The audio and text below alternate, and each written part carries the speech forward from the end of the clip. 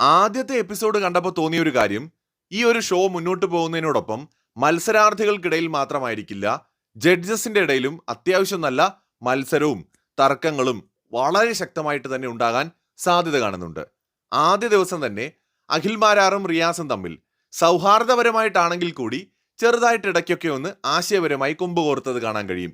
പ്രത്യേകിച്ച് ടീമിലേക്ക് മത്സരാർത്ഥികളെ തിരഞ്ഞെടുത്ത സമയത്ത് ആദ്യം അഖിൽമാരാർ പറഞ്ഞത് സീസൺ 5 ഉണ്ടായിരുന്നെങ്കിൽ എന്നെ പരാജയപ്പെടുത്തും എന്ന് തോന്നിയിട്ടുള്ള അല്ലെങ്കിൽ അങ്ങനെ ആഗ്രഹിച്ചിരുന്ന ആരെങ്കിലും ഉണ്ടോ എന്ന് ചോദിക്കുന്നുണ്ട്. അത് കഴിഞ്ഞ് അഖിൽ പിന്നെ ചോദിച്ചത് സീസൺ 4 റിയാസിനെ അടിച്ചിരുത്താൻ കഴിയുമായിരുന്നു എന്ന് കരുതുന്ന ആരെങ്കിലും ഉണ്ടോ എന്ന് ചോദിച്ചു. അങ്ങനെ ഒരാളെ തെരഞ്ഞെടുത്തു. അതിനെ കൗണ്ടർ ചെയ്തിട്ട് റിയാസ് ചോദിച്ചു അഖിൽമാരാറിന്റെ പൊളിറ്റിക്സ് ഇഷ്ടമല്ലാത്ത ആരെങ്കിലും ഉണ്ടോ എന്ന്. അങ്ങനെ ചെറിയ തോതിൽ തുടങ്ങിയ ഉരസിൽ ഒരു തമാശയായിട്ട് കണ്ടാൽ മതി ഇപ്പോൾ, പക്ഷെ അത് പോകെ പോകെ അതിൻ്റെ തീജ്വാലകൾ കൂടുതൽ വരാനുള്ള സാധ്യതയൊക്കെ നമ്മൾ കാണുന്നുണ്ട്.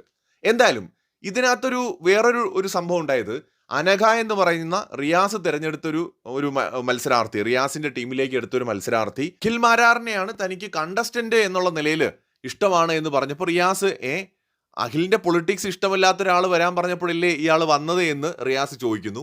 അപ്പോൾ ഉടനെ അഖിൽ പറയുന്നുണ്ട്, ഇതാണ് റിയാസിന് ഇതുവരെ മനസ്സിലാകാത്തത്, എനിക്ക് ഏറ്റവും ഇഷ്ടപ്പെട്ട നടൻ ലാലേട്ടനാണ്, എനിക്കിഷ്ടമല്ലാത്ത രാഷ്ട്രീയം അദ്ദേഹം ചൂസ് ചെയ്ത് കഴിഞ്ഞാൽ ഞാൻ അദ്ദേഹത്തിന്റെ രാഷ്ട്രീയത്തോട് ചേരില്ല എന്നാണ് അഖിൽമാരാർ പറഞ്ഞത്.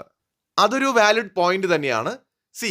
ഇതൊരു ചെറിയ കാര്യം, പക്ഷേ നമ്മൾ ഈ ഷോയ്ക്കകത്ത് ഓരോ ചെറിയ കാര്യങ്ങൾക്ക് വലിയ പ്രാധാന്യമുണ്ട്. പോകെ റിയാസും അഖിൽമാരാറും തമ്മിലുള്ള കൊമ്പ് കോർക്കലുകൾക്കായി കാത്തിരിക്കുന്നു.